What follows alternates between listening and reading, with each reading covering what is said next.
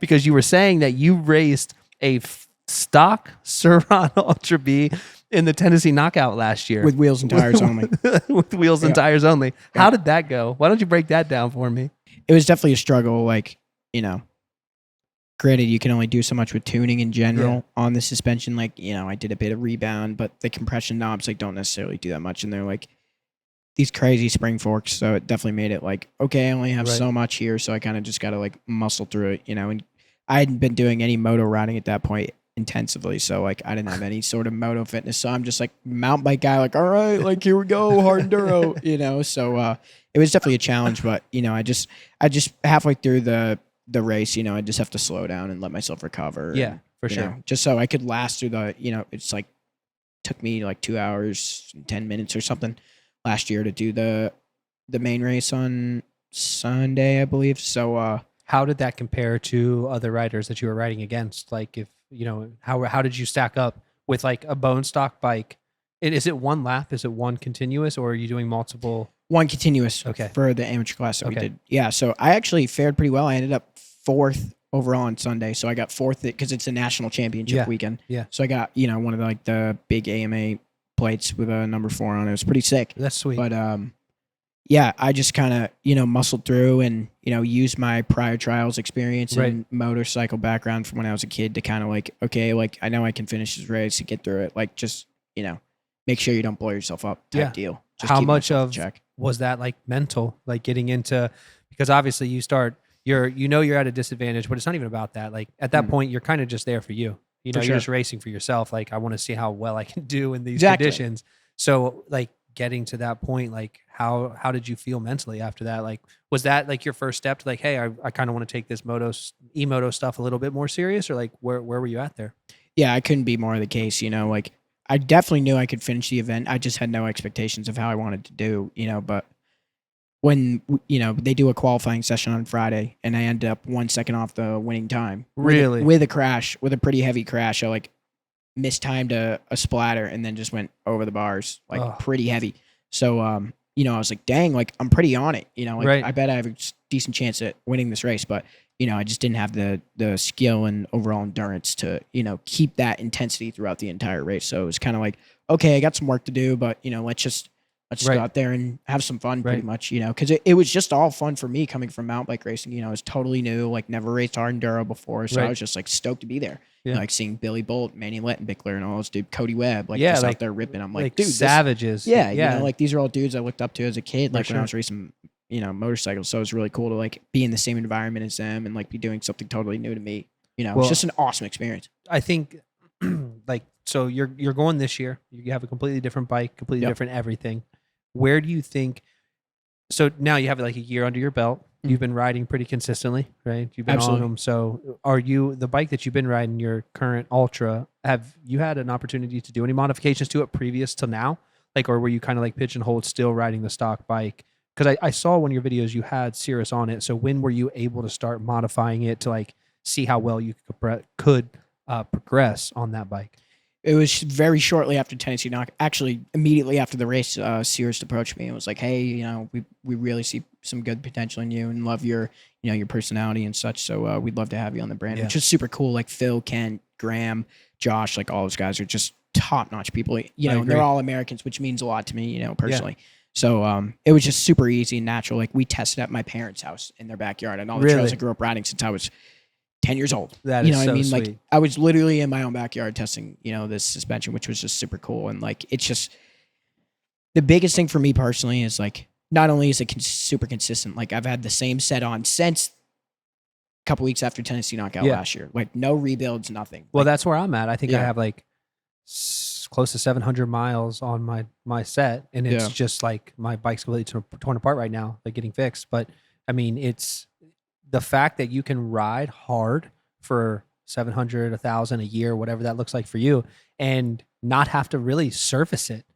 I'm not saying that you shouldn't. Maybe we should have. By all means. But like you can still ride the bike and it still performs really well. Like their whole story of where they came from, like their whole Fox background, it is wild. It's wild that I think one of the things that solidified my desire to be in this industry when I did was the phone call I had with Graham. And he like took the time with a no-name person, and I'm still a no-name person, but just like I had no real experience. And he's talking to me about suspension in a level that like a doctor talks to a doctor, you know, Bingo. like I'm a patient, bro. Like you need to talk to me like down here, you know? But he's like explaining his philosophy. And what they said was so interesting. And this is what I hinged my entire business decision on, which is wild. And I'm going to botch it. This isn't exactly what he said. The data is going to be a little incorrect. But the Moto market is like an $8 billion a year market. Yep. And it could be, I could be wrong on the numbers. I just forget. But he said with the presence of electric moto and what that's bringing to the market, it's expected over the next 10 years to double. Wow. Now, and these are guys that come from like major manufacturers. Like Fox is no slouch. Huge companies, right? He built Fox from nothing in Taiwan.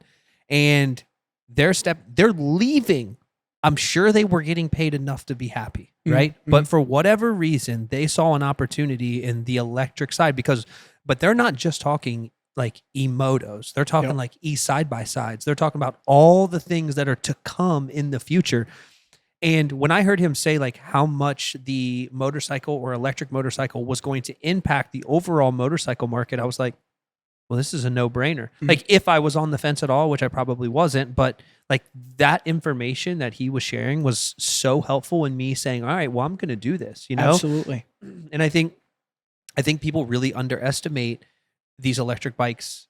I know that every time, here's the cool part. So we were at a race event. Agree more. Yeah, like we were at a race event this weekend or 2 weekends ago. My son was racing 125, 250, all gas bikes, dude. So I took Electrix down there because like I'm cool with all the local race communities here.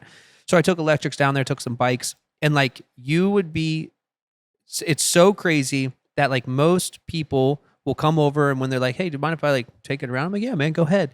Every single dude, I don't care if they're from riding 450s or they're riding 85, 65s, they come back with the biggest smile on their face. Bingo. And they're like, dude, this is crazy. I said, I know. Like, I'm not here to tell you that this is better than what you do. Exactly. I'm not here to say gas is not the future or it's ever going to die, because I hope it doesn't, because I hate the sound of 125s. I hate the sound of two strokes, dude. My son's in this whole start is 125, just bang, bang, bang. I'm like, oh my. And you know, like he's warming it up. I'm like, dude, we get it. Yeah. You got a 125, bro. Stop. But like, I love going to arenas and, you know, watching Supercross. And it's just like, we were in Glendale this year and like that scene, it would be really weird if all of that was electric. Yeah. I don't want that. Just silence. Yeah, like no, dude. I love the wah, wah, wah, wah, wah, like the 450 sound and like, absolutely. Dude, that and the 250 sound. I love that. But the point is that things are evolving, and the major OEMs are currently blocking Stark from getting into the AMA series. Yep, they are. Plain and simple, and it's purely money motivated. I get it. I get it, because they are so far behind. Like KTM relates the free ride. Have you ever ridden that bike? Nope. I've never even seen one. Never ridden it. Heard some mixed reviews. Whatever. I'm sure it has its pros and cons, just like everything else. For sure. But like, if that Stark does Stark files on YouTube, and I don't know if you ever watch them, but I watch them all the time. And one of them was recent about the AMA. And they were talking about like the marketing director is like married to the MXGP, like the I'm sure you've seen her face. She's a really pretty lady that does like all the MXGP announcing, like all their media stuff, like their social media stuff. And you would know, probably if you saw her face, you would be like, oh, okay. But that's his wife. And they were talking about like the hurdles they're going through to try to get AMA to accept Stark. Yeah. And they're saying without saying like, hey, it's a major OEM. It's like they don't want us in that, because imagine for 1 second, whoever, I don't even care. We'll use freaking Hayden Deegan, which would never happen. But imagine he's on a Stark and he wins. And he wins. What happens? Yeah. The walls cave in. Yep.